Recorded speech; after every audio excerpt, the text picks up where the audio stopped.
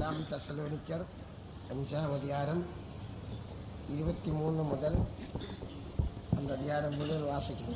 మొదటి దశలోనికీలు 5వ అధ్యాయము 23వ వాక్యం నుండి క్రిందన్న వాక్యములను చదువుకుందాము. 1 Thessalonians chapter 5 verse 22 onwards. சமாதானத்தின் தேவமே உங்களை முற்றிலும் பரிசுத்தமாக்குவாராக. உங்கள் ஆவி ஆத்மா சரீரம் முழுவதும் நம்முடைய கர்த்தராகிய இயேசு கிறிஸ்து வரும்போது குற்றமற்றதாயிருக்கும்படி காக்கப்படுவதாக. உங்களை அழைக்கிறவர் உண்மையுள்ளவர், அவர் அப்படியே செய்வார். சகோதரரை எங்களுக்காக வேண்டிக் கொள்ளுங்கள். சகோதரர் எல்லாரையும் பரிசுத்த முத்தத்தோட வாழ்த்துங்கள். இந்த நிருபம் பரிசுத்தமான சகோதரர் யாவருக்கும் வாசிக்கப்படும்படி செய்ய வேண்டும் என்று கர்த்தர் பேரில் ஆணையிட்டு உங்களுக்கு சொல்லுகிறேன். நம்முடைய கர்த்தராகிய இயேசு கிறிஸ்துவினுடைய கிருபை உங்களுடனே கூட இருப்பதாக. ஆமென். And the very God of peace sanctify you wholly.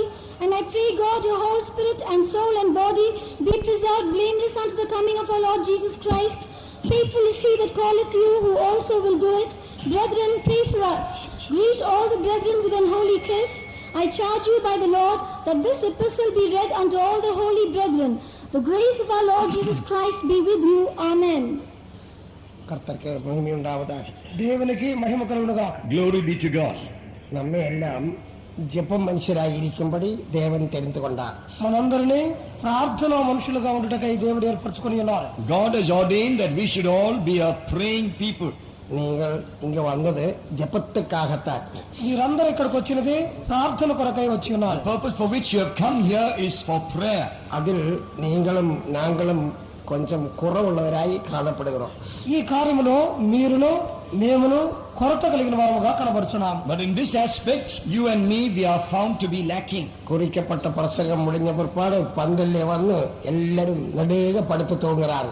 ప్రసంగం అయిపోయిన వెంటనే అందరూ ఈ పందిర్లోకి వచ్చి కాళ్ళు చాపుకొని బాగా పండుకొని నిద్రపోతున్నారు. After the meetings are over, many come and just stretch out and they are sleeping all the time under this pandal. அதிகம் செலவு செய்து மദ്രാസിൽ வந்து రాత్రి நல்லா தூங்குறாరు. ఎక్కువగా ఖర్చు చేసి మెడ్రాస్కి వచ్చి అందరూ రాత్రి సమయాల్లో పండుకొని నిద్రపోతున్నారు. You spent a lot of money, come all the way to Madras and you spend your time sleeping. நான் ராத்திரியில் 1 மணி நேரம் தான் உறங்குவேன். రాత్రి సమయాల్లో నేను 1 గంట సేపు మాత్రమే నిద్రపోతున్నాను. At night it's after 1 AM that I go to sleep. தேவனுடைய ஜனங்கள் நித்திரை விட்டு எழும்ப வேண்டும். దేవుని జనులు నిద్రను విడిచి అందరూ మెలకుగా ఉండాలి. The people of God must awake out of their sleep.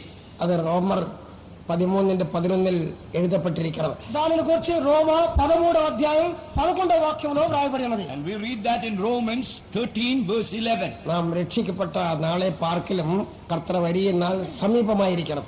మనము రక్షణ పొందిన దినము కంటే మన యొక్క ప్రభు రాకడ దినము మిక్కిలి సమీపమై ఉన్నది. For now is our salvation nearer than when we believed. அதனால் கர்த்தர் ஊழியக்காரரும் விசுவாசிகளும் இரவும் பகலும் ஜெபிக்க வேணும். అందువలన దైవ సేవకులు విశ్వాసులందరూ రాత్రి పగళ్ళు ప్రార్థన చేస్తూ ఉండవలెను. Therefore workers and believers need to pray night and day. நீங்களும் நானும் ஜெபமில்லாதிருந்தால் இந்த மார்க்கம் இல்லாத போய்விடும். మీకు నాకును ప్రార్థన లేకపోతే ఈ మార్గమున్నదే లేకుండా పోవును. If you and me we are without prayer, then this work will cease. ஒருவேளை நீங்கள் சொல்லக்கூடும் நாங்கள் ஜெபிக்கிறோம். ఒకవేళ మీరు చెప్పొచ్చు మేము ప్రార్థన చేస్తున్నాం అని. Maybe you defend yourself and say no, we pray. உலகத்திலே மனுஷரை வரக்கிற தெய்வ விசுவாசம் எல்லாரும் ஜெபிப்பார்கள். లోకంలో సాధారణంగా విశ్వాసం కలిగిన దేవుని ఎట్లా విశ్వాసం కలిగిన వారు ప్రార్థన చేస్తున్నారు. Well, in the world generally all believers pray. அந்த ஜெபம் நமக்கு போதாது. ఆ ప్రార్థన మనకు చాలదు.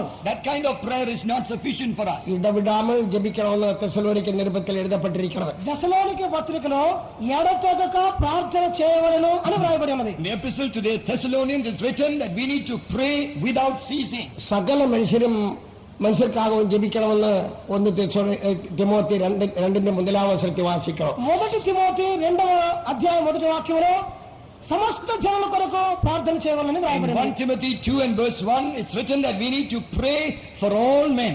ஜெபசத்தம் துணிக்கப்பட வேண்டும் என்பது ஒரு விசேஷமான காரியம். ప్రార్థన శబ్దము అది వినబడుచు ఉండవలెను. అదే విశేషమైన కార్యం. That the voice of prayer is heard often is a special thing. போன வருஷம் செப்டம்பர் மாசம் கடைசியில் கர்த்தர் எனக்கு ஒரு தரிசனத்தை தந்தார். పోయిన సంవత్సరం సెప్టెంబర్ నెల చివరిలో దేవుడు నాకు ఒక స్వప్నం ఇచ్చి ఉన్నారు. Last year in the month of September, God gave me a vision. அந்த தரிசனத்தில் ஒரு ஆள் வந்து என்னோடு பேசிக் கொண்டிருந்தார். ఆ దర్శనములో ఒక వ్యక్తి నాతో మాట్లాడి ఉన్నారు. In that dream, someone came and was talking to me. ராத்திரி 11 முதல் விடியற் காலத்து 4 மணி வரையும் ஜெபிச்சுകൊണ്ടിരിക്കണമെന്ന് சொன்னார். రాత్రి 11 గంటల నుండి ఉదయం 4 గంటల వరకు ప్రార్థనతో ఉండాలి అని ఆయన చెప్పారు. And that person told me that from night 11 p.m. till 4 in the morning that I should be praying. இருளின் கிரியைகள் എന്നൊരു கிரியை ഉണ്ട്.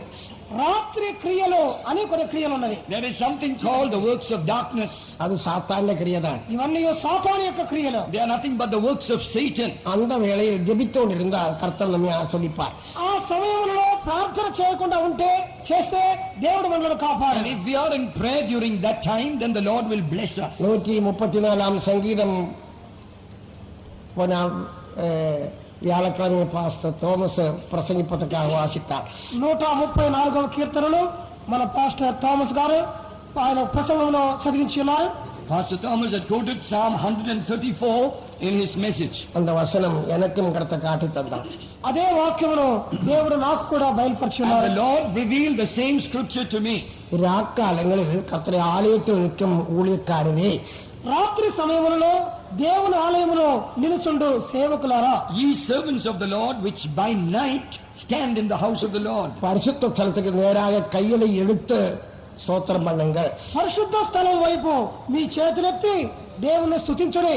Lift up your hands in the sanctuary and bless the Lord. ஆலயத்தில் நிற்கும் ஊழியக்காரரே என்று வாசித்தோம். ఆలయములో నిలుచుండు సేవకులారా అని రాయబడి ఉన్నది. It's written, servants of the Lord, which stand in the house of the Lord. பழைய ஏற்பாடு காலத்துள்ள ஆலயத்தில் பல பணிமுட்டுகள் இருந்தது. పాత నిబంధన కాలపు ఆలయములో అనేక పరికరములు ఉండెను. In the Old Testament temple, there were various vessels of ministry. ஆசாரியனுக்கு உட்கார்றதுக்காக ஒரு சீட் அங்கே இல்லை. యాజకులు కూర్చున్నటకు ఆ సీటు ఏమీ అక్కడ లేదు. But there wasn't any seat or a chair for the priest to sit down. ஆசாரியன் நின்றுதான் ஊழியம் செய்யணும். యాజకులు నిలబడే సేవ చేయవలెను. The priest had to fulfill his ministry standing up all the time. இப்படி கூட எழுப்பி நிறுத்தி உடனே உட்காரணும்னு வாஞ்சேன். ఇప్పుడు కూడా లేచి నిలబెట్టినాము, వెంటనే కూర్చున్న వాళ్ళని కొందరికి వాంఛ. Even now when we are told to stand up, we want to quickly sit down. இதெல்லாம் நம்முடைய சுயம்பேரித்துவத்தை நம்முடைய அசதியை வெளிப்படுத்துறது. ఇవన్నీ మన యొక్క నిర్లక్షణ స్వభావమును బయలుపరుచున్నవి. All this speaks about our slothful nature. அதனால் நான் உங்களுக்கு சொல்றேன், ராத்திரி ஜெபிக்கிற மனுஷர் தான் ஆசீர்வதிக்கப்பட்டவர்கள். అందువల్ల నేను మీతో చెప్తున్నాను, రాత్రి సమయంలో ప్రార్థన చేయవారే ఆశీర్వదించబడగలరు. I want to tell you, those who pray at night, they are the blessed people. சங்கீதத்தில் ராக்காலங்களில் என்று வாசித்தோம். కీర్తనలో రాత్రి సమయములందు అని The చదివినాం. Psalms we read at night. புதிய ஏற்பாடு சபை இருக்கின்ற காலம் ராக்காலம்தான். కొత్త నిబంధన సంఘం ఉన్నటువంటి కాలము రాత్రి కాలము. This period in which the church exists is a night time. இந்த காலத்து பகலும் ராத்திரியும் ராக்காலம்தான். ఈ కాలంలో పగలైనను రాత్రి అయినను అంతే కలిసి రాత్రే. In this period, both day and night is a night period. அதனால் தான் சபைக்கு குத்துவிளக்கு பேர் வந்தது. అందువల్ల సంఘములకు దీపస్తంభము అని పేరు పెట్టబడినది. And that is why the church has the name candlestick.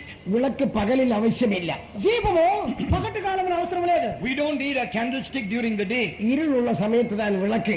చీకటి ఉన్నప్పుడే దీపము అవసరపడుతున్నది. Lamps are lit only in the night. ఇప్పుడు కూడా நம்ம பந்தலின் கீழே கொஞ்சம் இருள் உள்ளதனால் தான் இந்த லைட் போட்டிருக்கோம். ఇప్పుడు మన పందిరి కింద కొద్దిగా చీకటిగా ఉంది కాబట్టి ఈ లైట్లు వెలిగించున్నాం. Even in this pandal, it's because there is some darkness that we have to put on these lights. இதுபோல கர்த்தர் சபை தான் புதிய ஏற்பாடு காலத்து விளக்கு. ఇదే విధముగా దేవుని సంఘమే కొత్త నిబంధనలో దీపమై ఉన్నది. Even so, in the New Testament period, is the church which is the light. தேவாலயத்தின் விளக்கு ஒருபோதும் அணைந்து போகக்கூடாது. దేవాలయములో ఆ దీపం ఉన్నది ఎన్నడూ ఆర్పివేయబడకూడదు. The lamps in the house of God should never be put out. நீதிபதியில் வாசிக்கிறோம், அவருடைய விளக்கு இரவில் அணைந்து போவதில்லை. సామెతలలో వ్రాయబడి ఉన్నది, ఆమె యొక్క దీపము ఎన్నడూ ఆర్పివేయబడదు అని. In the Proverbs we read that their candle is not put out at night. ராத்திரியில் ஜபச்சங்கடி நடத்தாமல் ஒருபோதும் உங்கள் ஜீவிதத்தை நீங்கள் வைக்கக்கூடாது. రాత్రి సమయంలో గొలుసు ప్రార్థన చేయకుండా మీరు ఎన్నడూ దాన్ని ఆ కార్యక్రమం మర్చిపోకూడదు. You should not be without having a prayer chain at night. உலகத்தில் அநேக சபைகள் விசேஷ பெந்துகோஸ்து சபைகள் இருக்கிறது.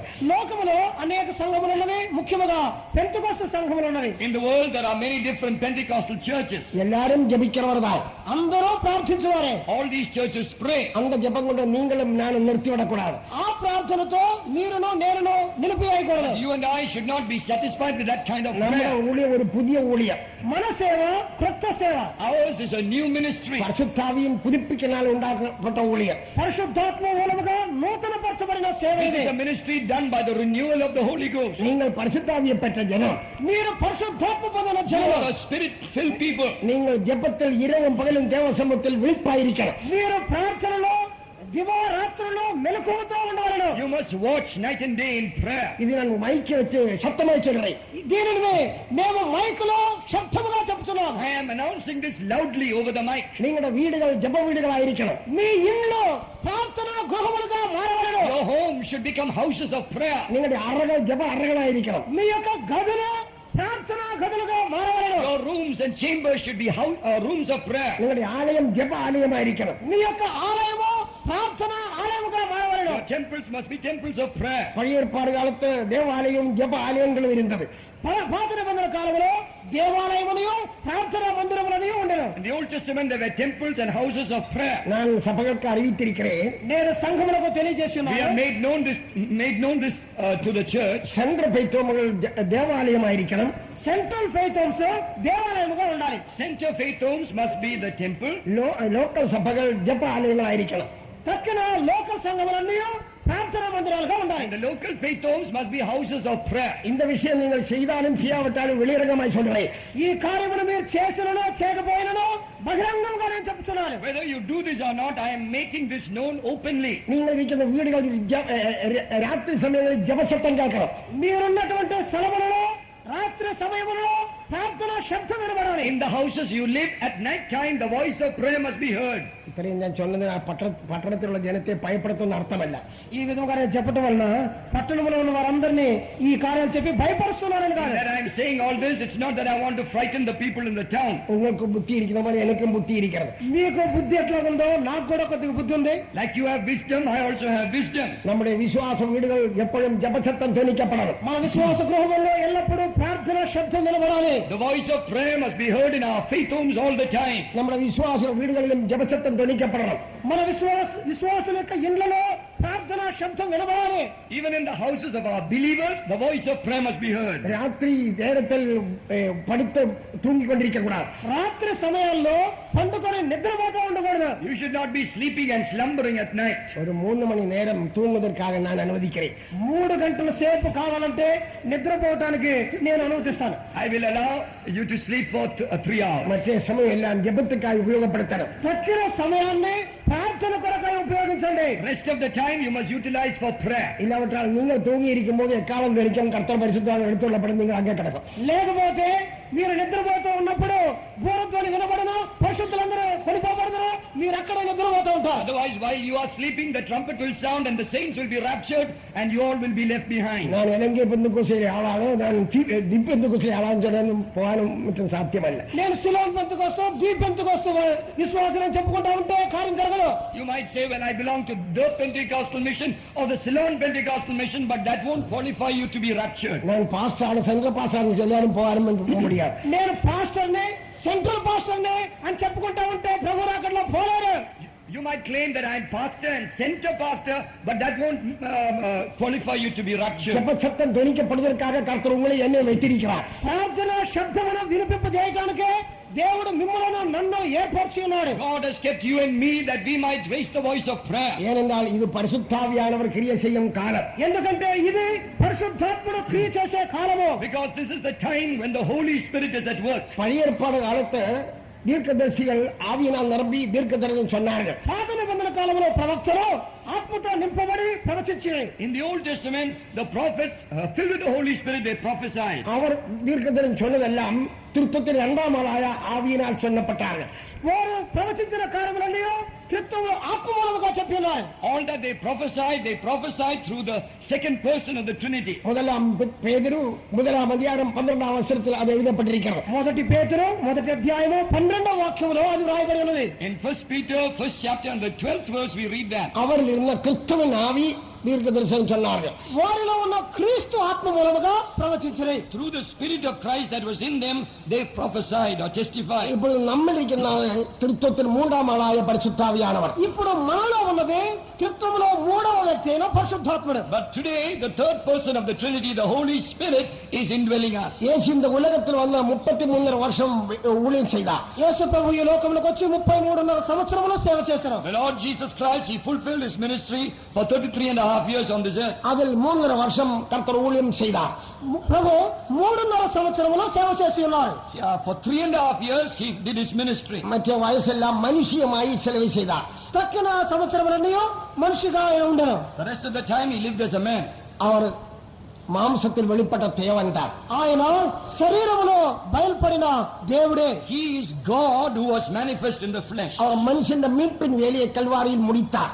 ఆయన కల్వారిలో మనుషుల కొరకై విమోచన క్రియను ముగించి ఉన్నాడు. He accomplished the work for man's redemption on the cross. மறுபடியும் 40 நாள் உலகத்தை சஞ்சரித்தார். 40 దినములు లోకములో సంచరించెను. And after he rose again, he continued for 40 days here on the earth. பரலோகத்துக்கு எடுத்துக்கொள்ளப்பட்டார். పరలోకములకు కొనిపోబడెను. And he ascended to the heaven. ரோமர் 8:34 வாசிக்கிறது போல రోమా 8:34లో Like as we read in Romans 8:34. இப்பொழுது இயேசுவாரோ பிதாவின் வலதுபாசத்தில் நிற்கிறார். ఇప్పుడు యేసు ప్రభు తండ్రి కుడి పార్శ్వమందు ఆసీనుడై ఉన్నాడు. Today Christ is at the right hand of the Father. அப்போஸ்தலர் 2:33 வாசிக்கிறது போல అపోస్తలులు 2:33లో As we read in Acts 2 and verse 33. கிறிஸ்துவின் மூன்றாம் ஆளாய பரிசுத்தாவியாரை நமக்கு அனுப்பி தந்தார். త్రిత్వములో మూడవ వ్యక్తి అయిన పరిశుద్ధాత్మను మన కొరకై పంపి ఉన్నాడు. Jesus has sent down to us the third person of the Trinity, the Holy Spirit. பிதாவும் குமாரனும் சேர்ந்து பரிசுத்தாவியை நமக்கு அனுப்பி தந்தார். తండ్రి కుమారులు వారు పరిశుద్ధాత్మను మనకు పంపి ఉన్నారు. The Father and the Son together have sent down the Holy அந்த Spirit. பரிசுத்தாவியார் வந்த நாளின் பேரு தான் பெந்தெகோஸ்து நாள்.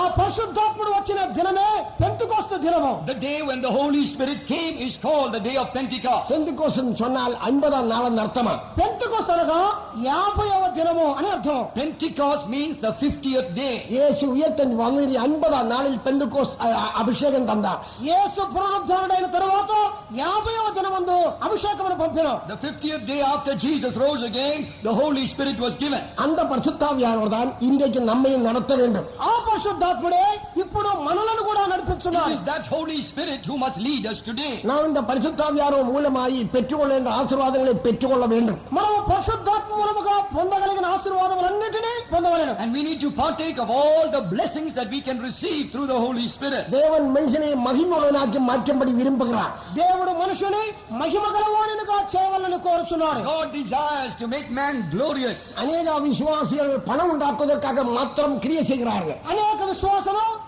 డబ్బును సంపాదించుటకు క్రియ చేస్తున్నారు. Many believers are laboring only to earn a lot of money. பணம் நமக்கு அவசியமா இருந்தாலும் அதுக்கு வேண்டி மாத்திரம் சமயத்தை செலவு செய்யக்கூடாது. ధనము మనకు అవసరమే అయినప్పటికీ ఎక్కువ సమయము దాని కొరకై ఖర్చు చేయకూడదు. Though money is essential, we should not be spending all our time just to earn money. நமக்கு எல்லாவற்றையும் தருவதற்கு நம்முடைய கர்த்தர் நம்முடைய கூட இருக்கிறார். మనకు అన్నిటిని ఇచ్చుటకు మన ప్రభు మనతో ఉన్నారు. Our Lord is with us to give us all that we need. நாங்கள் இந்த ஊழியத்துக்கு வந்த ஆரம்ப நாட்களில் మేము ఈ సేవకు వచ్చిన ప్రారంభ దినములలో In the early days of this ministry, நாங்கள் அநேக நாளுகள் பட்டினி இருக்க வேண்டி வந்தது. అనేక దినములు మేము పస్తులుగా ఉంటుమే. there were many days that we spent without food. இன்றைக்கு காணப்படுவது போல இடங்களோ வீடுகளோ எங்களுக்கு இல்லை. ఇప్పుడు కనబడుచున్న విధముగా మాకు ఇంట్లో స్థలములో లేవు. As we see today, we did not have houses and lands as we have. அந்த விஷயத்தில் நாங்கள் மிகவும் பாடுகள் அனுபவித்தோம். ఆ విషయములో మేము ఎన్నో శ్రమలను అనుభవించుదుమే. In this matter, we went through a lot of suffering. ஆனால் இரக்கத்தில் ஐஸ்வர்யமுள்ள தேவன் நமக்கு எல்லாவற்றையும் இப்படி தந்திருக்கிறார். కనికరములో ఐశ్వర్యత కలిగిన దేవుడు మనకు అన్నిటినీ ఇచ్చి ఉన్నాడు. But today, God who is rich in grace has given us all things. இயேசு முதலாவது சீஷரை அனுப்பும்போது எல்லாம் எடுத்து விட்டு அவரை அனுப்பினார். యేసు శిష్యులను మొట్టమొదటిగా పంపుచున్నప్పుడు అన్నిటిని వారి వద్ద నుండి తీసివేసి పంపి ఉన్నాడు. In the beginning, when the Lord Jesus sent out his disciples, he sent them out with nothing. மறுபடியும் அவரை கூப்பிட்டு ஏதாவது குறை ஏற்பட்டு கேட்டார். తిరిగి వారిని పిలిచి ఏదైనా కొరత కలిగిన దాన్ని అడిగి ఉన్నాడు. Then when he met them again, he asked them, did you lack anything? இல்லன்னு சொன்னார்கள். లేదు అని వారు చెప్పారు. They said nothing. அப்பொழுது கர்த்தர் சொன்னார், అప్పుడు ప్రభు Then the చెప్పాడు, Lord told them, உங்களுக்கு இருக்கிற எல்லாம் எடுத்து கொள்ளுங்க, నీకున్న వాటన్నిటిని తీసుకోండి, then you take what you have. ஆனால் உங்கள் வஸ்திரத்தை விட்டு பட்டயத்தை வாங்கிக் கொள்ளுங்க. అయితే మీ వస్త్రములను అమ్మి ఖడ్గమును కొనుక్కోండి. Sell your garment and buy a sword. அந்த வஸ்திரம் என்ன, அந்த பட்டயம் என்ன? ఆ యొక్క వస్త్రము ఆ ఖడ్గము ఏమిటి? What is that garment and what is that sword? வஸ்திரம் நம்முடைய ஜீவியத்தை உபதேசத்தை குறிக்கிறது. వస్త్రము మన జీవితమును ఉపదేశమును The చూపుతున్నది. garment speaks of our life and doctrine. பட்டயம் நமக்கு வரக்கூடாத நியாய தீர்ப்பை குறிக்கிறது. ఆ ఖడ్గం ఉన్నది మన మీదకు రానయ్యున్న న్యాయ విధిని చూపుతున్నది. The sword speaks of the judgment that is going to come. நமக்கு தந்துள்ள எந்த காரியமும் நமக்கு நியாய தீர்ப்பாய் வரக்கூடாது. మనం చే ఏ కార్యము మనకు న్యాయ తీర్పుగా మారకూడదు. Nothing that we possess should become a means of judgment for us. உனக்கு பணம் தந்தால் அது நியாய தீர்ப்பாய் தீரக்கூடாது. మీకు డబ్బున్నదో అది న్యాయ తీర్పుగా మారకూడదు. Though you have money, that should not become a judgment in your life. போதனம் தந்தாலும் அது நியாய தீர்ப்பாய் வரக்கூடாது. భోజనం ఉన్నదో అది కూడా న్యాయ తీర్పుగా మారకూడదు. Though you have food to eat, it should not end up in judgment. போதனம் நமக்கு அவசியமா இருந்தாலும் அது வெறுத்து ஜீவிக்கணும். భోజనం మనకు అవసరమే అయినను దాన్ని ద్వేషించి జీవించడం. Food is essential. We must hate that and live. நானும் போதனம் பண்ணுகிறேன், నేను కూడా భోజనం I చేయవాడిని. also eat, ஆனாலும் அளவை மிஞ்சி சாப்பிட மாட்டோம். అయితే నేను లెక్కకు మించినగా నేను తినను. but I don't eat more than what is necessary. அதோடு நமக்கு ஒரு வெறுப்பு இருக்கணும். దాని ఎడల మనకు ఒక ద్వేషం ఉండాలి. And we must have a hatred for that. நாம் இந்த உலகத்தினுடைய எல்லா இன்பங்களையும் வெறுத்திருக்கணும். మనం ఈ లోకములో ఉన్న సంతోషములను ద్వేషించవలెను. We must hate all the pleasures of this life. அதுதான் நம்ம மேல் வைத்த தேவனுடைய நோக்கம். అదే మన ఎడల దేవుని ఉద్దేశం. And that is the purpose of God concerning us. நாம் பரிசுத்தாவினால் புதுப்பிக்கப்பட்ட மனுஷராயிருக்கணும். మనం పరిశుద్ధాత్మతో నూతన పరచబడిన జనులుగా We ఉండాలి. must be people who are renewed by the Holy Ghost. சீத்தோ 3ஆம் அதிகாரத்தை வாசிக்கும் போது తీతు 3వ అధ్యాయంలో In Titus chapter 3, அங்கே நாம் பரிசுத்தாவினால் புதுப்பிக்கப்பட்டிருக்கிறோம்.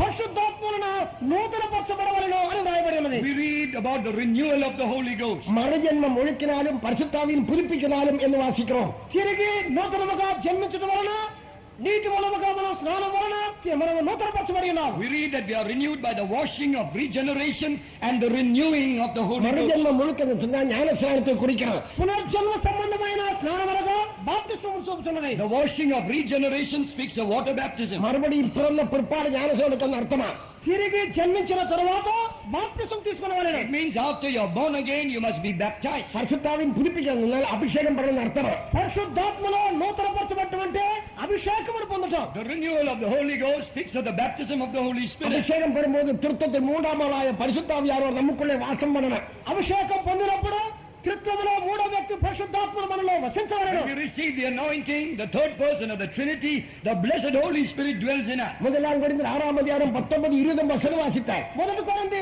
6:19-20లో 1 Corinthians 6:19 and 20. நம்முடைய சரீரம் தேவனால் கரைத்துக் கொள்ளப்பட்டது. మన శరీరము దేవుని చేత విలువ పెట్టి We కొనబడినది. read our bodies have been bought with a price. நம்மில் வாசமாடிக்க பரிசுத்தாவியுடைய ஆலயம் தான் நம்முடைய சரீரம். మనలో నివసించే పరిశుద్ధాత్మక ఆలయమే మన శరీరము. We read that our bodies are the temple of the Holy Ghost who dwells in us. அதனால் சரீரத்தினாலும் ஆவியினாலும் தேவனை மகிமைப்படுத்தணும். అందువలనే మన శరీరంతోనూ మన ఆత్మతోనూ దేవుని మహిమపరచాలి. Therefore, we must glorify God in our body and in our spirit. உங்களுடைய சரீரம் தேவனை மகிமைப்படுத்துவதாக உபயோகப்படுத்தணும். మీ శరీరములను దేవుణ్ణి మహిమపరచడానికి ఉపయోగించండి. You must utilize your body to glorify God. உங்களுடைய ஆத்மாவை தேவனை மகிமைப்படுத்துவதற்காக உபயோகப்படுத்தணும். మీ ఆత్మను దేవుణ్ణి మహిమపరచడానికి You ఉపయోగించండి. must use your soul to glorify God. நமக்கு ஆவி ஆத்மா சரீரம் 3 பகுதி உண்டு. మనలో ఆత్మ జీవ శరీరం అనే 3 భాగములు We ఉన్నవి. have 3 aspects: spirit, soul and body. இது மூன்றும் பரிசுத்தமாக்கப்படணும். ఈ 3ను పరిశుద్ధపరచబడవలెను. And all these aspects must be sanctified. நம்ம தேவன் மனுஷனை சிருஷ்டிக்கும் போது మన దేవుడు మనుషుని సృజించినప్పుడు Now God created man. நமது சாயலாகவும் நமது ரூபத்தின்படியே மனுஷனை உண்டாக்குமாக என்று சொல்லிக்கொண்டே செய்தார்.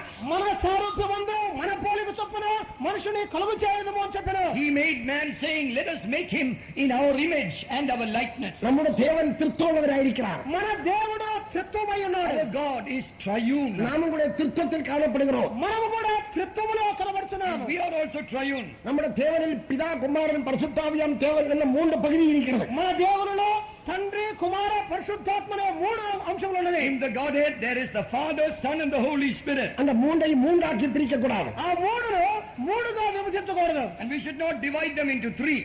பிதா குமாரன் பரிசுத்தாவியான் தேவன், తండ్రి కుమార పరిశుద్ధాత్మ అనే దేవుడు, God, who is the Father, Son, and the Holy Spirit. இதுபோல்தான் ஆவி ஆத்ம சரீரம் நமக்குள்ளது. ఈ విధముగానే మనలో ఆత్మ జీవము శరీరం ఉన్నది. Even so, we are spirit, soul, and body. நம்முடைய ஆவி ஆத்ம சரீரம் முழுதும் பரிசுத்தமாய் பாதுகாக்கப்படுறோம். మన ఆత్మ జీవ శరీరము పరిశుద్ధముగా కాపాడబడవలెను. Our spirit, soul, and body must be preserved blameless. அதற்காகத்தான் தேவன் நம்மை பரிசுத்தாவியால் அபிஷேகித்தார். దాని కొరకే దేవుడు మనలను పరిశుద్ధాత్మతో It is for అభిషేకించాడు. this purpose the Lord has filled us with the Holy புதிய Spirit. ஏற்பாடு காலத்தின் விசேஷத்தை நாம் விளங்கிக் கொள்ளலாம். ఈ జీవించే కాలం యొక్క విశేషతను గ్రహించండి. You need to understand the importance of this period in which we are living. புதிய ஏற்பாடு காலத்தில் சக்கர ஜனத்திலும் ரட்சிப்பின் வாசல் உண்டு. కొత్త నిబంధన కాలంలో సమస్త జనుల రక్షణకు ద్వారములు In this తెరవబడినవి. New Testament period, the door of salvation is open to all people. எல்லா ஜனங்களுக்கும் ரட்சிக்கப்பட வாசல் திறந்து வைக்கப்பட்டிருக்கிறது. సమస్త జనులకు రక్షణ కొరకైన ద్వారము తెరవబడి ఉన్నది. The door is kept open for all men to be saved. இது ரட்சணை நாளெல்லாம் வேதத்தில் வாசிக்கிறோம். ఇదే రక్షణ దినము అని వాక్యములో వ్రాయబడి ఉన్నది. We read, this is the day of salvation. ரட்சணை காலத்து தான் நாம் இப்பொழுது இருக்கிறோம். రక్షణ కాలములోనే మనం ఇప్పుడు We are జీవించున్నాము. now living in the day of salvation. இந்த காலத்தை நாம் நல்ல முறையில் பயன்படுத்திக் கொள்ளணும். ఈ కాలంలో మనం సరైన విధముగా ప్రయోజనపరచుకోవాలను. We must properly make use of this period. இந்த காலத்தை நாம் பெற்றுக்கொண்ட பரிசுத்தாவியானவருக்கு இடம் கொடுக்கணும். ఈ కాలంలో మనం పొందిన పరిశుద్ధాత్మకు చోటు ఇవ్వవలెను. In this time, we must give room to the Holy Spirit whom we have received. 5:23 நாம் எல்லாம் வாசித்தோம். 5వ అధ్యాయం 23వ వాక్యములో ఏం In చదువుతున్నాము? Thessalonians 5:23, what did we read? சமாதானத்தின் தேவன் உங்களை முற்றிலுமாய் பரிசுத்தமாக்கப்படுறார். సమాధానకర్త అయిన దేవుడు మిమ్మల్ని సంపూర్ణముగా పరిశుద్ధపరచునుగా. The God of peace must sanctify you wholly. மறுபடியும் எடுத்து செல்வது ஆவி ஆத்மா சரீரம் முழுதும். తిరిగి చెప్పబడి ఉన్నది మీ ఆత్మ జీవము శరీరము. And I repeat, your whole spirit, soul, and body. நாம் பெற்றுக்கொண்ட பரிசுத்தாவியானவருக்கு சமாதானத்தின் தேவன் என்ற பேர். మనం పొందిన పరిశుద్ధాత్మకు సమాధానకర్తయగు దేవుడని పేరు. The Holy Spirit whom we have received is called the God of peace. சமாதான பிரபுவாய் இயேசுதான் பரிசுத்தாவியை நமக்கு தந்தவர். సమాధాన ప్రభు అయిన యేసే పరిశుద్ధాత్మను మనకిచ్చి ఉన్నాడు. It is Jesus, the Prince of Peace, who has given us the Holy Spirit. என் பிதா வாக்குத்தத்தம் பண்ணதை நான் உங்களுக்கு அனுப்பியேன்னு இயேசு சொல்லிவிட்டு போனேன். నా తండ్రి వాగ్దానం చేసిన దానిని నేను మీ మీదకు పంపుదును అని ప్రభు సెలవిచ్చి ఉన్నాడు. Jesus left this world with the word saying, the Holy Spirit which the Father has promised, I will give to you. இயேசு பரலோகம் சென்ற பிதாவிடத்தில் பரிசுத்தாவியை பெற்று நமக்கு அனுப்பி தந்தார். యేసు పరలోకమునకు వెళ్ళి తండ్రి యొక్క పరిశుద్ధాత్మను పొంది మన మీదకు పంపి ఉన్నాడు. Jesus went to heaven, received the Holy Spirit, and gave him to us. அந்த பரிசுத்தாவியார் இப்பொழுது கிரியை செய்து கொண்டிருக்கிறார்.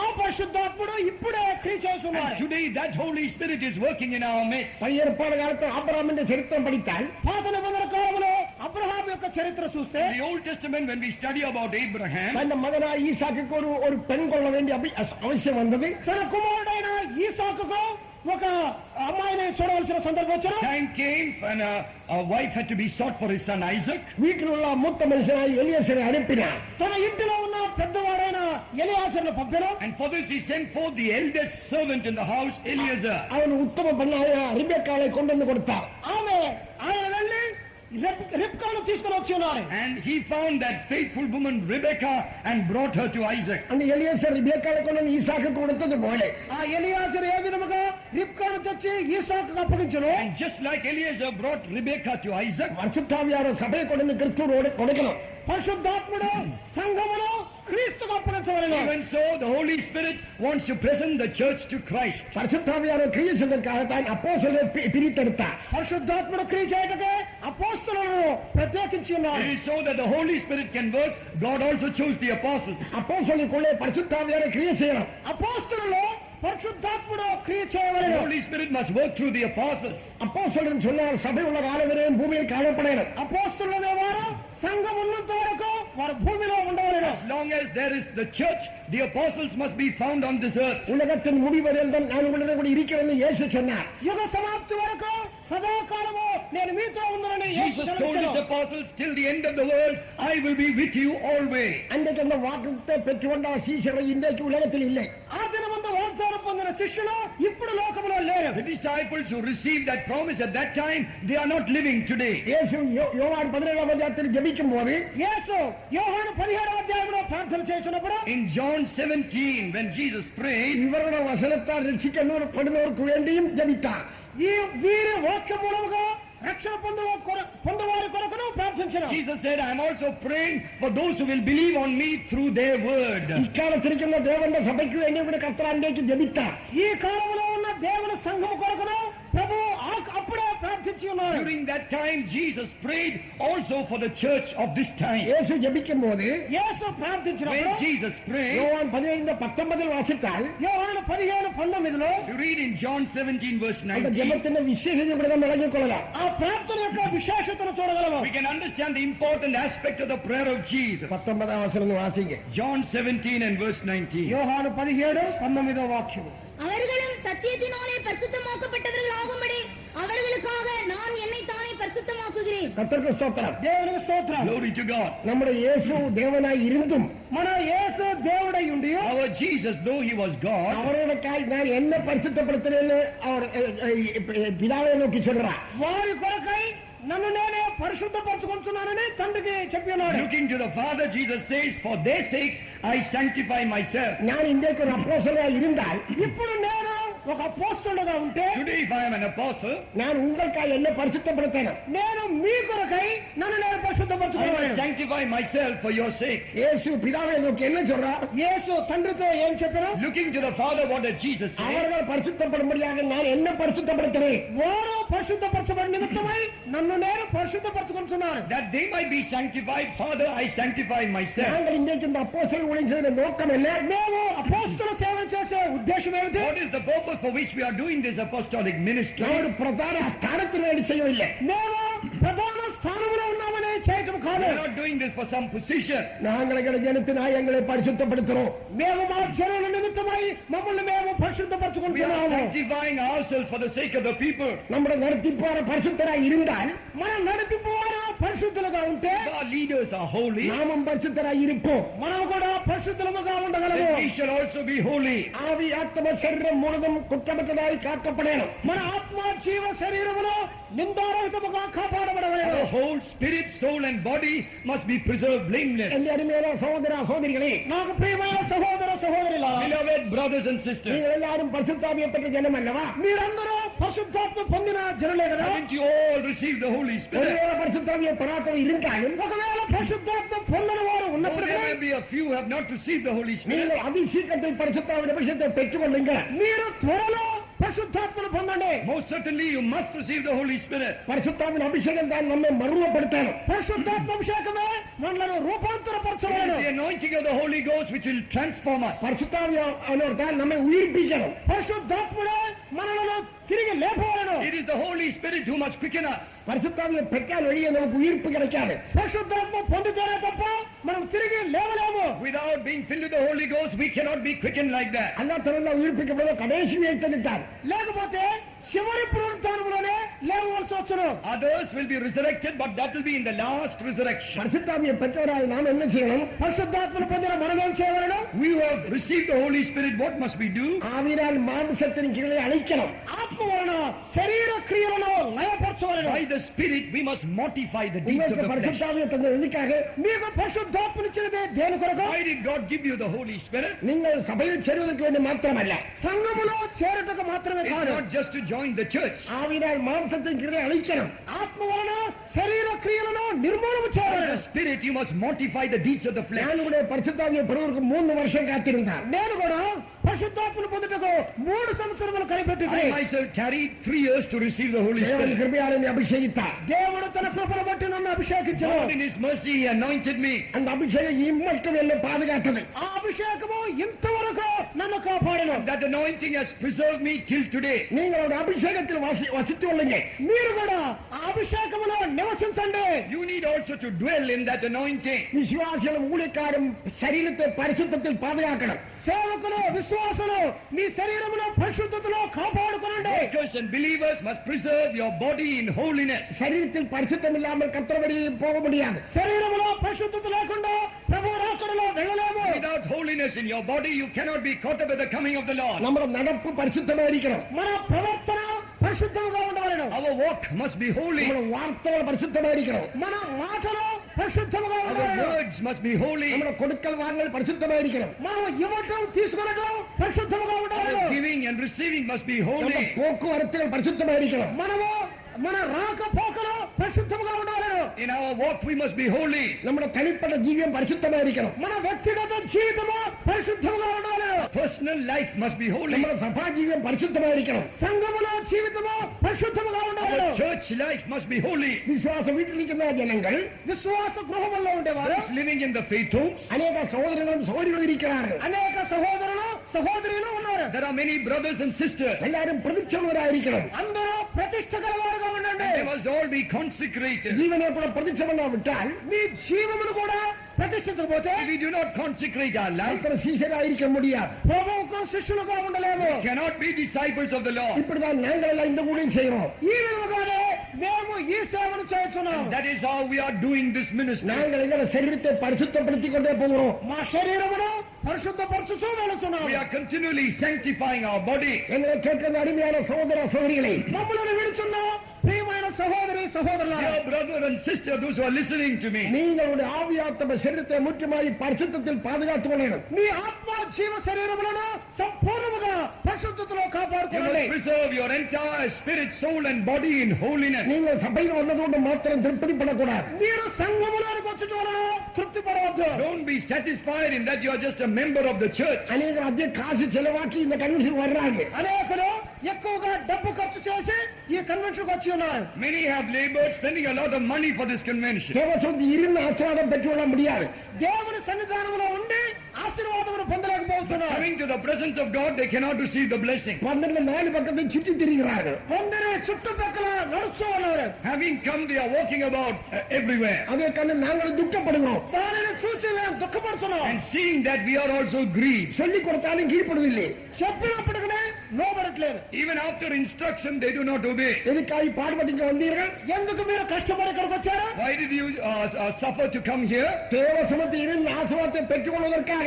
దేవుని సన్నిధానంలో ఉండి ఆశీర్వాదములను పొందుటకు. It is so that you can be in the presence of God to receive the blessings of God. கூட்டம் நடக்கும் போது சில எழும்பி ஓடுறாங்க. కూటం జరిగేటప్పుడే కొంతమంది లేచి పరిగెత్తుతున్నారు. While the meeting is in progress, some get up and just go away. அதெல்லாம் தேவசமத்தை அலட்சியம் பண்ணுற காரியம். అవన్నీ దేవుని సన్నిధానమును అలక్ష్యం చేస్తున్నారని By అర్థం. that we are despising the presence of the Lord. அப்படி செய்யாதபடிக்கு மிக எச்சரிக்கையா இருங்க. ఆ విధముగా చేయకుండా హెచ్చరికగా ఉండండి. You must take warning not to do that. 23వ వచనத்தை என்ன படித்தோம்? 23వ వాక్యంలో ఏం చదివినాము? What did we read in verse 23? ஆவி ஆத்ம சரீரம் முழுதும் ఆత్మ జీవ శరీరములు అన్నీ Your whole spirit, soul and body கர்த்தராகிய இயேசு கிறிஸ்து வெளிப்படும் போது குற்றமற்றதாய் காக்கப்படணும். ప్రభువైన యేసుక్రీస్తు రాకడయందు నిందారహితమైనదిగా కనబడవలెను. must be preserved blameless unto the coming of the Lord Jesus Christ. அதற்காகத்தான் தேவன் உங்களையும் என்னை அபிஷேகித்தார். దాని కొరకే దేవుడు మిమ్మల్ని నన్నును అభిషేకించి And ఉన్నాడు. it is for this purpose God has anointed you and me with the Holy Spirit. உலகத்தில் காணப்படும்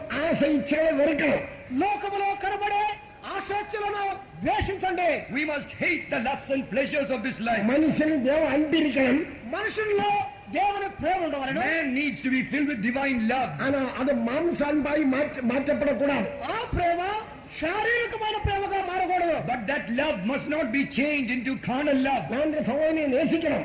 నేను ఈ సహోదరుని ప్రేమించవలెను. I must love this brother. அது மாம்ச அன்பாய் போகக்கூடாது. అది మాంసికమైన ప్రేమగా మారకూడదు. But it should not be turned into carnal love. நீங்களும் மாம்ச அன்புள்ளவராய் இருந்தால் మీరు శారీరకమైన ప్రేమ గలవారై ఉంటే If you are living with carnal love, பரிசுத்தாவியை நீங்கள் துக்கப்படுத்த மனுஷராயிருக்கும். పరిశుద్ధాత్మను దుఃఖపరిచేవారుగా మారుతారు. then you will be those who are grieving the Holy Spirit. அப்படிப்பட்ட ஒரு கர்த்தரோடு போக முடியாது. అటువంటి వారు ప్రభు రాకడలో వెళ్ళలేరు. Such a people cannot be caught up at the coming of the Lord. நமக்கு பரிசுத்தாவியை தந்து எதுக்காக? మనకు పరిశుద్ధాత్మను ఇచ్చినది దేని కొరకు? Why did God give us the Holy Spirit? ரோமர் 5:5 நம்ம என்ன வாசிக்கிறோம்? రోమ 5:5లో ఏం చదువుతున్నారు? What we read in Romans 5 and verse 5. அருளப்பட்ட பரிசுத்தாவினால் தேவ அன்பு நம்முடைய உள்ளத்தில் ஊற்றப்பட்டபடியால் அந்த நம்பிக்கை நம்மை வெட்கப்படுத்துவதில்லை.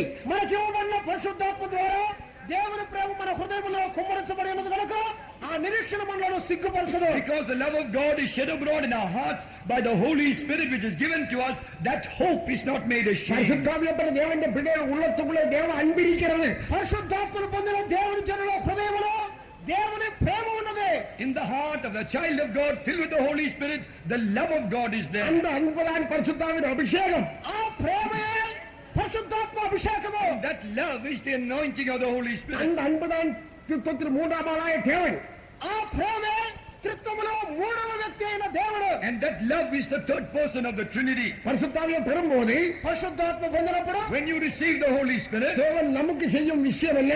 దేవుడు మనకు చేసే కార్యం ఏమిటి? what is it that the Lord does for us? நம்முடைய உள்ளத்துக்குள்ளே ஒரு சிங்காசனம் வைக்கப்படுகிறது. మన హృదయంలో ఒక సింహాసనం ఉంచబడుతున్నది. He places his throne in our heart. அந்த சிங்காசனத்தின் மேல் பிதாவும் ஆட்டுக்குட்டியாரும் இருக்கிறார். ఆ సింహాసనం మీద తండ్రియు గొర్రెపిల్లైన వారు ఉన్నారు. The Father and the Lamb are seated on that throne. அந்த சிங்காசனத்தில் ஒரு நதி ஓடி வருகிறது. ఆ సింహాసనంలో ఒక నది ప్రవహిస్తున్నది. From that throne flows the river of God. அபிஷேகம் பெற்ற நாளில் అభిషేకం పొందిన దినమందు On the day you are baptized in the Holy நம்ம Spirit, உள்ளத்தில் சிங்காசனம் வருகிறது. మన హృదయంలోనికి సింహాసనం వస్తున్నది. the throne of God came into our heart. அந்த சிங்காசனத்தில் பிதாவும் ஆட்டுக்குட்டியாரும் இருக்கிறார். ఆ సింహాసనంలో తండ్రి గొర్రెపిల్ల ఉన్నారు. The Father and the Lamb are on that throne. அந்த சிங்காசனத்தில் நதி ஓடி வருகிறது. ఆ సింహాసనంలో నుండి నది ప్రవహిస్తున్నది. And the river flows from that throne. அங்கத்தான் இயேசு சொன்னார், అందులోనే యేసు చెప్పారు, Therefore Jesus said, விசுவாசிகளுடைய உள்ளத்தில் ஜீவ தண்ணீர் நதிகள் ஓடும். విశ్వసించు వాని యొక్క హృదయంలో నుండి జీవజల నదులు ప్రవహించును. from the heart of him that believeth,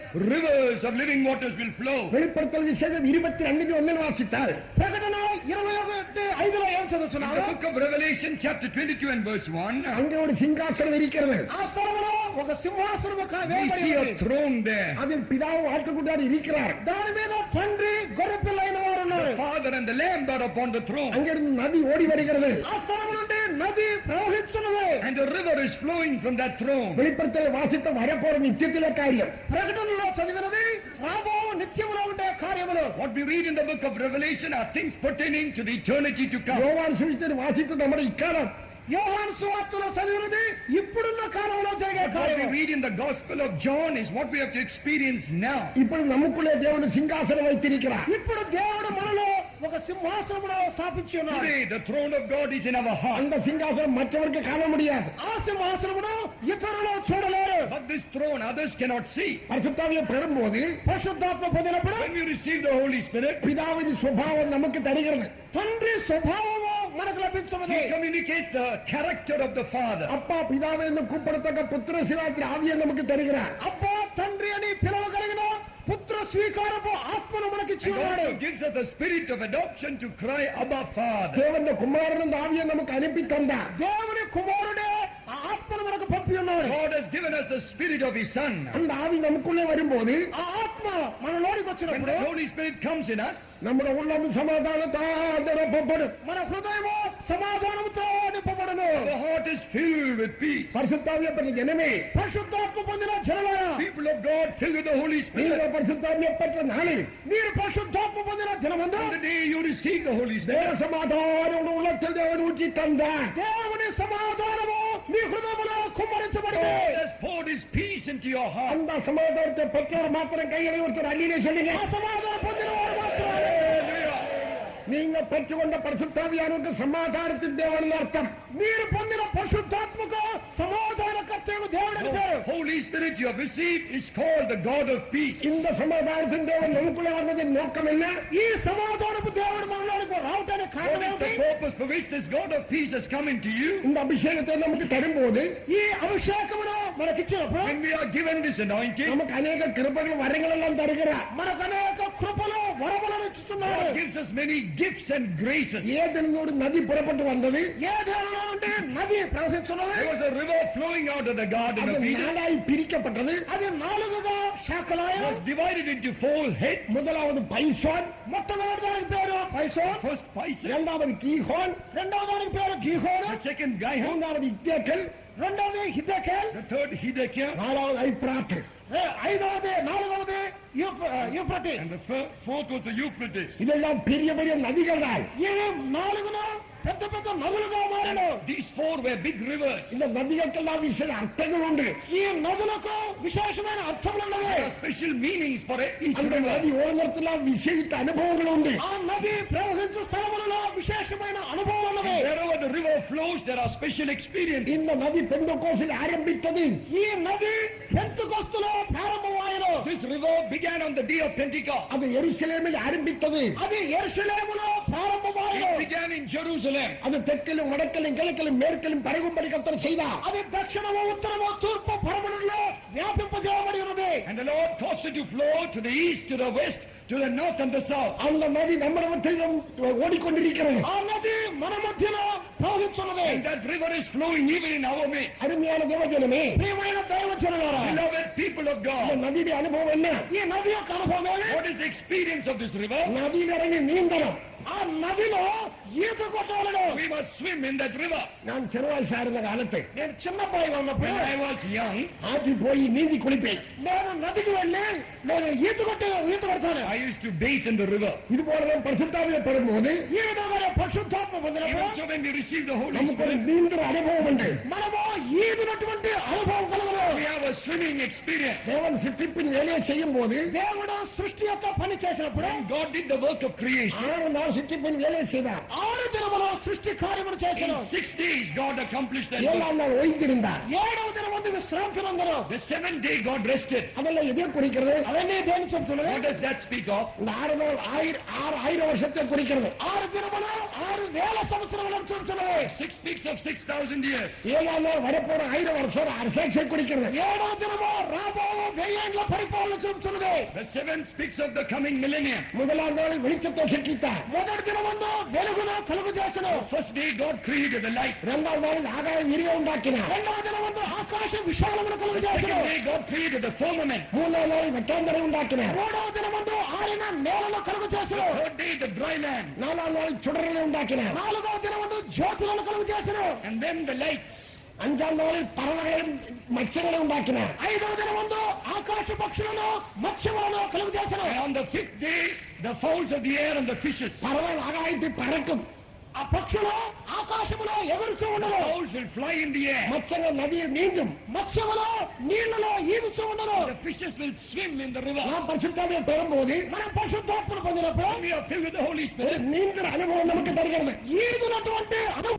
நீங்கள் பறக்கணும், நீங்க நீந்தணும். మీరు ఎగురుచూ ఉండాలి, ఈదుచూ ఉండాలి. You must fly and you must swim. அதுக்காகத்தான் நான் கன்வென்ஷன் வேலையில கூட காத்திருப்பு கூட நடத்துறோம். దాని కొరకే కన్వెన్షన్ లో కూడా కనిపెట్టుకోవటంలో ఏర్పాటు That's why we చేస్తున్నాం. hold tarrying meetings during the convention. ஒரு நீந்திரம் பறக்கணுമായ అనుభవం ఉంది. ఎగురునట్టి ఈదినటువంటి అనుభవం ఉన్నది. There is a flying and a swimming experience. 6వ నాள் దేవుడు என்ன செய்தார்? 6వ దినం வந்து దేవుడు ఏం చేశాడు? What did God do on the 6th day? காட்டு மிருகங்கள், நாட்டு மிருகங்கள், ஊரும் பிராணிகள், మనిషి, అడవి మృగములు, జంతువులను, మృగములను మనుషుడే కలుగు చేసెను. God made the cattle and the beasts, the creeping things and man. కర్తృకు స్తోత్రం. దేవునికి స్తోత్రం. Glory to God. இதெல்லாம் எதை குறிக்கிறது? ఇవన్నీ దేన్ని చూపుతున్నది? What does all this speak எல்லா of? జాతిகளும் రక్షించబడుతుందని குறிக்கிறது. సమస్త జనులు రక్షణ పొందాలి అని బయలుపరుచున్నది. Speaks of all men being saved. Pentecost నాளில் పెంతెకోస్తు దినమందు On the day of Pentecost, தேவன் பரிசுத்தாவியை தந்தார். దేవుడు పరిశుద్ధాత్మనిచ్చాడు. God gave the Holy Spirit. పేతురు అపోస్తలుని దర్శనం பார்த்தான். అపోస్తలుడు పేతురు దర్శనం చూచినాడు. And Peter had a vision. వానతిందుడు కూడా ఇறங்கி வருகின்றார். ఆకాశం నుండి ఒక దుప్పటి దిగి ఉన్నది. And he saw a great sheet descending from அந்த heaven. கூடுக்குள்ளே பார்க்கும்போது ఆ దుప్పట్లో చూసినప్పుడు And in that sheet, காட்டு மிருகங்கள், நாட்டு மிருகங்கள், ஊரும் பிராணிகள், பறவைகள் எல்லாம் அங்க இருந்தது. అడవి మృగములు, క్రూర మృగములు, ప్రాకుచారు అన్ని దానిలో ఉండను. he saw beasts and creeping things and wild beasts. పేతురు అడిగి పుసిని சொன்னார். పేతురు వీటిని చంపి తినుము అనే శబ్దం A voice told Peter, kill and eat. పేతురు తీటాలని పుసికేలేదు சொன்னார். హే అపవిత్రమైన దానిని నేను ఇంతవరకు తినలేదు అని పేతురు చెప్పాడు. Peter said, I have never eaten anything that is common or அந்த unclean. కూడు మరబడియం எடுத்துకొள்ளப்பட்டது. ఆ దుప్పటి తిరిగి పైకి తీసుకొని పోబడెను. And finally that great sheet was again అది taken up in the correct. heaven. దానికి అర్థం ఏమిటి? அதுக்கு அர்த்தம் என்ன? What does that mean? పరలోకం ఇறங்கி வந்த పెంతెకోస్తు ఆవి, పరలోకం నుండి దిగి వచ్చిన పెంతెకోస్తు ఆత్మ, The Holy Spirit who came down on the day of సభే Pentecost కొండ కర్తనத்தில் పోయి చేరు. అదే సంఘము ప్రభు యొద్దకు వెళ్ళి చేరును. will also take the church before the Lord. Mumbai నేను ఎలీసరే పற்றி சொன்னது பாரு. ముందు నేను ఎసేకియల్ గురించి చెప్పిన విధంగా, Like I mentioned about Eliezer, ఎలీసర్ రిబెకాయ కొడుకు ఈసాకు కొడతారు. ఎలియాజరు రిబ్కాను తీసుకుని వచ్చి ఈసాకు ఎదుట నిలబెట్టడం. Like Eliezer took Rebekah to Isaac. இதுபோல பரிசுத்தாவியானவர் ఇదే విధంగా పరిశుద్ధాత్ముడు Even so the Holy Spirit, அப்போஸ்தலர் மூலமாய் கிரியை செய்து అపోస్తల మూలముగా క్రియ చేసి working through the apostles, சபையை கிறிஸ்துவோடு சமயத்துக் கொண்டு நிறுத்தார். సంఘమును క్రీస్తు ఎదుటకు తీసుకుని వచ్చి నిలబెట్టవలెను. must present the church before Christ. அதனால தான் 2 கொரிந்தியர் 11 வசனத்தை வாசிக்கும் போது అందువలనే 2 కొరింథీ 11 రెండవ వాక్యములో That's why in 2 Corinthians 11 and verse 2, நான் உங்களை கிறிஸ்து வந்து ஒரே புருஷனுக்கு கற்புள்ள கன்னியாக ஒப்புக் கொடுக்க நியமித்தபடியால் தேவ வைராக்கியம் கொண்டிருக்கிறேன். నేను మిమ్మల్ని క్రీస్తు అనే ఒకే పురుషుడికి పవిత్రమైన కన్నికగా నిలబెట్టుటకు దేవుని వైరాగ్యముతో ఉన్నారు అని రాసి ఉన్నాడు. I am jealous over you with godly jealousy, for I have espoused you to one husband, that I may present you as a chaste virgin to Christ. இது வெறும் பவுலின் வார்த்தை அல்ல. ఇది పౌలు యొక్క మాటలు మాత్రమే కాదు. These are not merely the words of St. நம்மை Paul. அபிஷேகித்த பரிசுத்தாவியானவர் வார்த்தைகள். మనలను అభిషేకించిన పరిశుద్ధాత్ముని యొక్క మాటలు ఇవి. These are the words of the Holy Spirit who has anointed us. பரிசுத்தாவியை பெற்றதின் நோக்கமில்ல. పరిశుద్ధాత్మను పొందిన ఉద్దేశం ఏమి? What is the purpose of receiving the Holy Spirit? ஆவி ஆத்மா சரீரம் பரிசுத்தமாக்கப்பட்ட ஒரு சபகர்த்துக்கு அவசியம். ఆత్మ జీవ శరీరములో పరిశుద్ధపరచబడిన సంఘము దేవునికి అవసరము. The Lord needs a church in which the spirit, soul and body are wholly sanctified. அந்த சபையாய் நாம் காணப்படணும். ఆ సంఘముగా మనమందరము కనబడవలెను. We must be seen as that church. 23వ వచనത്തിന്റെ அடுத்த వచనం వాసిపోం. 23వ వాక్యములకు తరువాత చదవండి. We'll read now the 24th verse. உங்களை அழைக்கிறவர் உண்மையுள்ளவர், அவர் அப்படியே செய்வார். Faithful is he that calleth you, who also will do it. தெசலோனிக்கேயர் வந்தானே. உங்களை அழைத்தவர் உண்மையுள்ளவர். మిమ్మల్ని పిలుచువాడు నమ్మకస్తుడే. Faithful is he that calleth you, அவர் அப்படியே செய்வார். ఆయన అలాగే చేయును. who also will do it. என் அருமையான சகோதர சகோதரிகளே, నాకు ప్రియమైన సహోదరి సహోదరులారా, Beloved brothers and sisters, நம்மை அபிஷேகித்த தேவன், మనల్ని అభిషేకించిన దేవుడు, God who has anointed us, நம்முடைய தேவன் உண்மையுள்ளவர். మన దేవుడు నమ్మకస్తుడు. he is a faithful God. அவர் அப்படியே செய்வார். ఆయన అలాగే చేయును. He also will do it. அடுத்த 25వ వచనం. 25వ వాక్యం. Verse 25.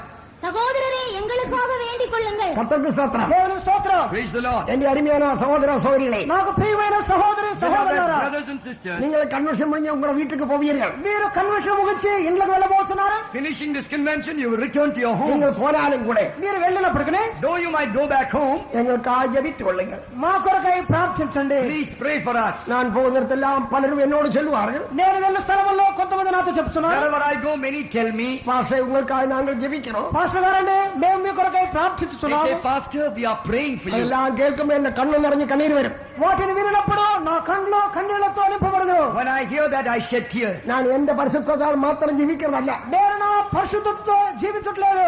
I am not living by my own holiness. அநேக பரிசுத்தவான்கள் எனக்காக ஜெபிக்கிறார்கள். అనేక పరిశుద్ధులు నా కొరకై ప్రార్థన చేస్తున్నారు. Many saints are praying for me. நீங்கள் எனக்காக ஜெபிக்கிறீர்கள். మీరు కూడా నా కొరకై And you ప్రార్థిస్తున్నారు. are also praying for me. மறுபடியும் நான் சொல்றேன், తిరిగి నేను చెప్తున్నాను, Again I tell you, எங்களுக்காக ஜெபித்துக் கொள்ளுங்கள். మా కొరకై ప్రార్థన చేయండి. brethren, pray for எங்களுக்காக us. ஜெபித்துக் கொள்ளுங்கள். మా కొరకై ప్రార్థన చేయండి. Pray for us. எங்களுக்காக ஜெபித்துக் మా கொள்ளுங்கள். కొరకై ప్రార్థన చేయండి. Pray for us. உங்களோட ஜெபம் எங்களுக்கு ஒரு பலமா இருக்கட்டும். మీ ప్రార్థన మాకు ఫలముగా ఉండవలెను. Your prayer is our strength. நாங்கள் உங்களுக்காக ஜெபிக்கிறோம். మేము కూడా మీ కొరకై And ప్రార్థించడం. we shall also pray for you. அடுத்த வசனம் வாசிப்போம். తర్వాత వాక్యం. The next verse.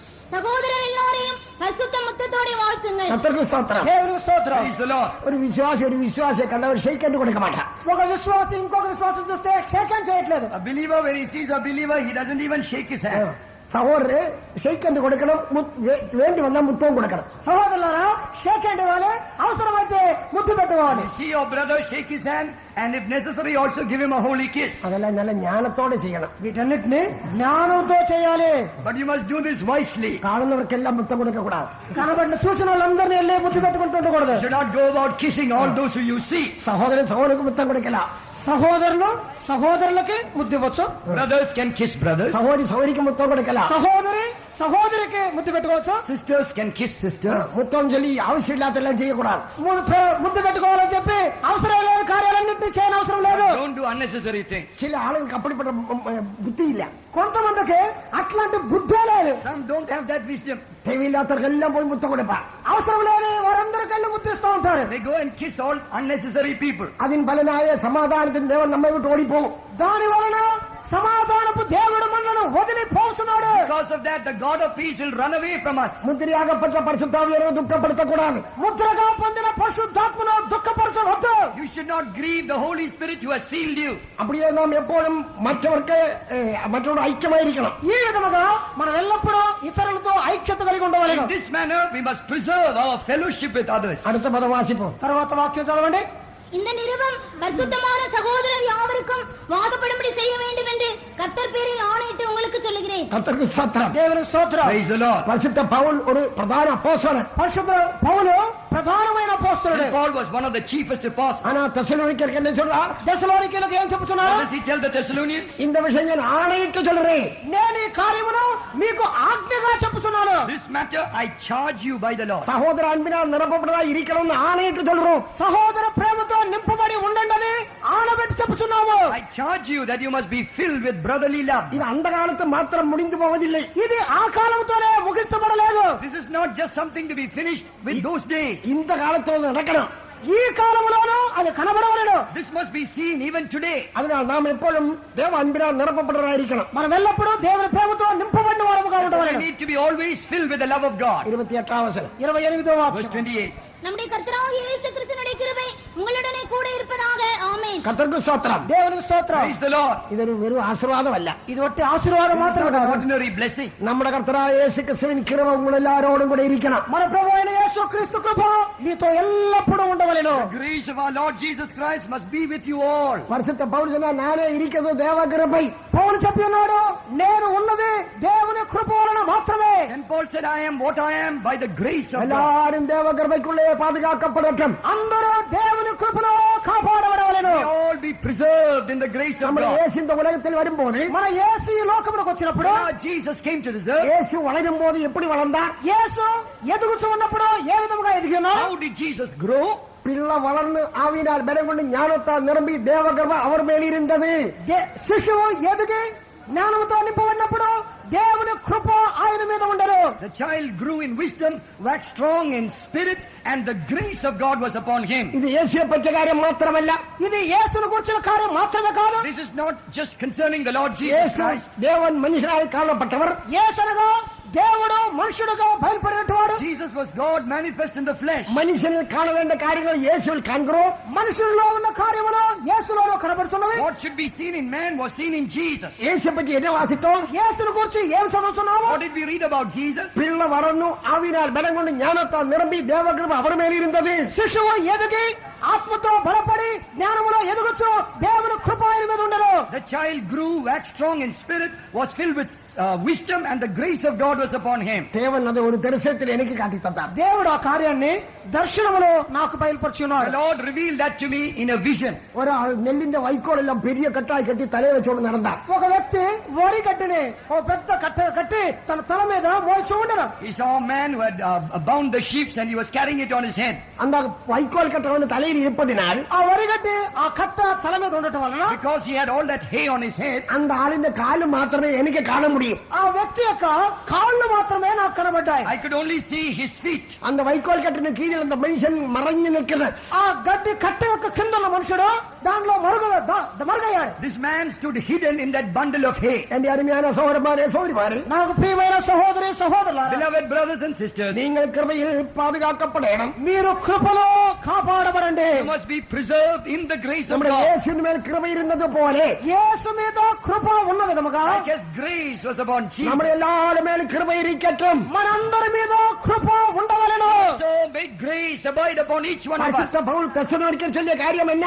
పౌలు దెసలోనికీయులకు రాసిన కార్యం ఏమిటి? What does Paul tell the Thessalonians? இது வெறும் ஒரு ஆசீர்வாத வாக்கியம் அல்ல. ఇది బట్టి ఆశీర్వాదపు కార్యం మాత్రమే కాదు. Just a word of blessing. புதிய ஏற்பாடு சபை எப்போதும் கிருபையில் பாதுகாக்கப்படணும். కొత్త నిబంధన సంఘం ఎల్లప్పుడూ కృపలో కాపాడబడవలెను. New Testament church must be preserved in the grace of God. ஊழியக்காரர் எப்போதும் கிருபையில் பாதுகாக்கப்படணும். సేవకులు ఎల్లప్పుడూ కృపలో కాపాడబడవలెను. Workers must be kept in the grace of God. நான் எப்போதும் கிருபையில் பாதுகாக்கப்படணும். నేను ఎల్లప్పుడూ కృపలో కాపాడబడవలెను. I must be preserved in the grace of என்ற God. வார்த்தையில் கிருபை இருக்கணும். నా మాటలలో కృప ఉండవలెను. There must be grace in my words. என்ற கிரியைகளில் கிருபை இருக்கணும். నా క్రియలలో కృప ఉండవలెను. There must be grace in my works. என்ற போக்குவரத்தில் கிருபை இருக்கணும். నా రాకపోకలలో కృప ఉండవలెను. In my walk there must be grace. கிருபை இல்லாத ஒன்னும் செய்யக்கூடாது. కృప లేకుండా ఏమీ చేయకూడదు. I should not do anything without grace. நாம் எப்போதும் கிருபையில் பாதுகாக்கப்படணும். మనం ఎల్లప్పుడూ కృపలో కాపాడబడాలి. విశ్వాసము. We must always be preserved in grace. அப்படி நாம் கிருபையில் பாதுகாக்கப்பட்டால் ఆ విధముగా కృపలో మనం కాపాడబడితే We are thus preserved in grace. நமக்கு தேவ சமூகத்தில் ஒரு பிரதானமான ஸ்தானம் உண்டு. దేవుని సన్నిధానములో మనకు ప్రధానమైన స్థానము దొరుకును. Then we have a very special place in the presence of God. 134 சங்கீதத்தில் என்ன வாசிக்கிறோம்? 134వ కీర్తనలో ఏం చదివినాము? What did we read in Psalm 134? ராக்காலங்கள் தேவனுடைய ஆலயத்தில் இருக்கும் ஊழியக்காரரே, రాత్రి సమయములో దేవుని సన్నిధానములో నిలుచుండు సేవకులారా, Servants of the Lord, which by night stand in the house of the Lord. ராக்காலங்களில் படுத்து தூங்கும் ஊழியக்காரி என்று வேதத்தில் இல்ல. రాత్రి సమయంలో పండుకొని నిద్రపోయే నిద్రపోతులైన సేవకులారని కాదు. Servants of God who sleep by night. That is not written in the word of God. ராக்காலங்கள் ராத்திரியை பற்றி அல்ல. రాత్రి సమయం అంటే రాత్రి ఇప్పుడు మనం చూసే రాత్రి కాదు. This night is not speaking about the night time. நாம் இப்போது சபையின் காலத்தில் ஜீவிக்கிறோம். మనం ఇప్పుడు సంఘము యొక్క కాలములో We జీవిస్తున్నాము. now belong to the church period. சபையின் காலம் முழுவதும் அந்தகார காலம்தான். సంఘము యొక్క కాలం అంటే అంధకారపు కాలం అదే. This whole period of the church is a night. ஏசாயா 60 அதிகாரத்தின் 2ஆம் வசனத்தை என்ன வாசிக்கிறோம்? యెషయా 62వ వాక్యములో ఏం చదువుతున్నాము? In Isaiah 60 and verse 2, what do we read? அந்தகாரம் பூமியையும் காரிருள் ஜனத்தையும் மூடும். అంధకారము భూమిని చీకటి అంతటిని ఆవరించును. We read, darkness shall cover the earth and gross darkness the people. இந்த காலம் ஒரு அந்தகார காலம். ఈ కాలమే అంధకారపు కాలమైనది. This is the period of darkness. அந்தகாரம் பூமியையும் காரிருள் ஜனத்தையும் மூடும். అంధకారము భూమిని అంతటిని ఆవరించును. Darkness shall cover the earth and gross darkness the people. அடுத்து என்ன வாசிக்கிறோம்? తర్వాత మనం చదువుతున్నాము. But in the next verse, what do we read? உன்னுடைய மேலோ கர்த்தர் உதிப்பார். నీ మీదైతే దేవుడు ఉదయించును. But the Lord shall arise upon thee. அது அருமையான தேவஜனமே, ప్రియమైన దేవుని బిడ్డలారా, Beloved people of God, நீங்கள் பரிசுத்தாவியை பெற்ற நாளில் మీరు పరిశుద్ధాత్మను పొందినప్పుడు on the day you receive the Holy Spirit, கர்த்தர் உங்கள் மேல் பிரகாசிக்கிறார். దేవుడు మీ మీద ప్రకాశిస్తున్నాడు. the Lord is shining upon you. இந்த பிரகாசம் நஷ்டமாக்க கூடாது. ఈ ప్రకాశమును నష్టపరచుకొనవద్దు. You should not waste this light. இந்த பிரகாசம் நம்மில் எப்பொழுதும் காணப்படணும். ఈ ప్రకాశము మనలో ఎల్లప్పుడూ కనబడవలెను. This light must always be seen upon us. இயேசு சீசரை பார்த்து சொன்னார், యేసు శిష్యులతో చెప్పినాడు, Jesus told his disciples, நீங்கள் உலகத்துக்கு ஒளியாயிருக்கிறீர்கள். మీరు లోకములకు వెలుగై ఉన్నారు. ye are the light of the world. இயேசுவை பற்றி சொன்னார், యేసు తన్ను గురించి చెప్పాను, Speaking about himself, நான் Jesus said, உலகத்துக்கு ஒளியாயிருக்கிறேன். నేను లోకములకు వెలుగై ఉన్నాను. I am the light of the world. அருமையான தேவஜனமே, ప్రియమైన దైవజనులారా, Beloved people of God, கிறிஸ்து உங்கள் மேல் பிரகாசித்திருப்பதனால் క్రీస్తు మీ మీద ప్రకాశించి ఉన్నారు కనుక because Christ has shone upon you. ஏசாயா 61 என்ன வாசிக்கிறோம்? యెషయా 60 మొదటి వాక్యము, What do we read in Isaiah 60 verse 1? எழும்பி பிரகாசி, లెమ్ము ప్రకాశించుము, Arise, shine. எழும்பி பிரகாசி, లెమ్ము ప్రకాశించుము, Arise, shine. ஒளி வந்தது. వెలుగు వచ్చి ఉన్నది. For thy light is come. நீ பரிசுத்தாவியை பெற்றதனால் నీవు పరిశుద్ధాత్మ పొందడం వలన Because you have received the Holy உங்கள் Spirit, மேல் ஒளி வந்தது. నీ మీదకు వెలుగు వచ్చి ఉన్నది. thy light is come.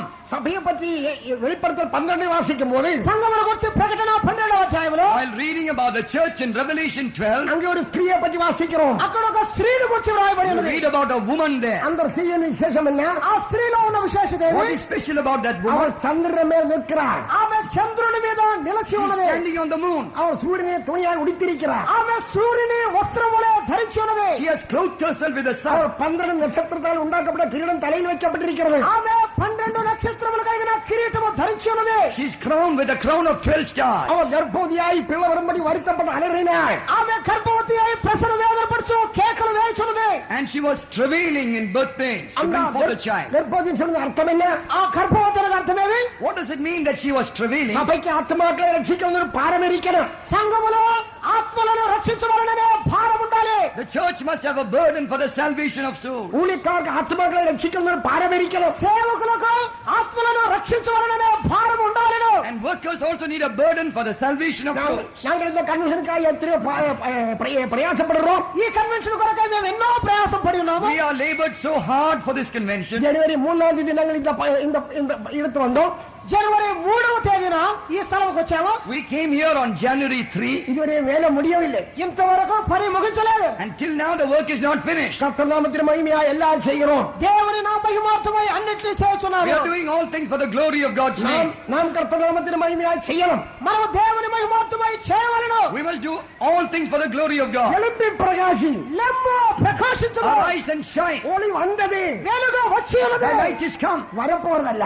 రాబోతున్నది కాదు. Doesn't say will come. அந்த ஸ்திரியை பார்த்தால் చూస్తావు ఆ స్త్రీని చూస్తే If you look at that woman, పిల్ల పరంబడి వరితపడి అలరినాడు. ఆమె శిశువును కొనుటకై కేకలు వేయిస్తూ ఉన్నది. being with child, she cried, travailing in అది birth. అర్థమేంటి? అర్థమేంటి? What does it mean? ఆత్మకళ పట్ల భారమిరిക്കുന്ന ஒரு பெண். ఆత్మలను కూర్చిన భారము కలిగిన వ్యక్తి ఆమె. This is a woman with a burden for souls. அவள் வரித்தப்பட்டு அலறினாள். ఆమె ప్రసవ వేదనతో కేకలు వేయిస్తున్నది. Being with child, she cried, travailing in எதற்காக? birth. దేని కొరకు? What for? ஒரு ஆண் பிள்ளையை பெற்றெடுப்பதற்காக. మగ శిశువును కనుటకై. That she might bring forth a man ஒரு child. ஆண் பிள்ளை என்ன? మగ శిశువు అనగా ఎవరు? What is this man child? ஜெயம் பெற்ற பரிசுத்தவான்கள். జయవీరులైన పరిశుద్ధులు. They are the overcoming saints. நீங்களும் நானும் ஜெயம் பெற்றவராய் காணப்படும். మీరును నేను జయవీరులుగా మారవలెను. You and I must be overcomers. அதுக்காக தேவன் நம்மை வைத்திருக்கிறார். దాని కొరకే దేవుడు మనల్ని ఏర్పరచి That ఉన్నాడు. is why God has ordained us. அந்த ஸ்திரீயை பார்த்தால் ఆ స్త్రీని చూస్తే If you look at that woman, அவள் வெளிச்சத்தின் மேல் நிற்கிறாள். ఆమె వెలుగు చంద్రుడి మీద నిల్చుంది. standing on the light, வெளிச்சத்தை தரித்திருக்கிறாள். వెలుగును ధరించి ఉన్నది. she's clothed herself with light, வெளிச்சத்தை கிரீடமாக்கி இருக்கிறாள். వెలుగును కిరీటముగా ధరించింది. crowned with light, அவள் தலையில் பார்த்தால் வெளிச்சம். ఆమె తలలో వెలుగు, light upon her head, அவள் శరీரத்தை பார்த்தால் வெளிச்சம். శరీరములో వెలుగు, light on her body, அவள் காலை பார்த்தால் வெளிச்சம். కాళ్ళ కింద వెలుగు. light under her feet. வெளிச்சத்தில் நடந்து கொள்ளுங்கள். వెలుగులో నడుచుకోనండి. Walk in the light. இந்த கன்வென்ஷன் முடிஞ்சு போனால் ఈ కన్వెన్షన్ ముగించి వెళితే While returning from this நீங்கள் convention, எல்லாரும் வெளிச்சத்தில் நடந்து கொள்ளுங்கள். మీరందరూ వెలుగులో నడుచుకోండి. every day walk in the light. என் அருமையான சகோதர சகோதரிகளே, నాకు ప్రియమైన సహోదర సహోదరులారా, Brothers and உங்க sisters, தலையில் பார்த்தால் வெளிச்சம் இருக்கட்டும். మీ తలలో వెలుగు ఉండాలి. may the light be upon your உங்க head. శరీரத்தை பார்த்தால் வெளிச்சம் మీ இருக்கட்டும். శరీరములో వెలుగు ఉండవలెను. May the light be upon your body. உங்க காலை பார்த்தால் வெளிச்சம் మీ இருக்கட்டும். కాళ్ళలో వెలుగు ఉండాలి. May there be light on your feet. வெளிச்சத்தில் நடந்து கொள்ளுங்கள். వెలుగులో నడుచుకొనుడి.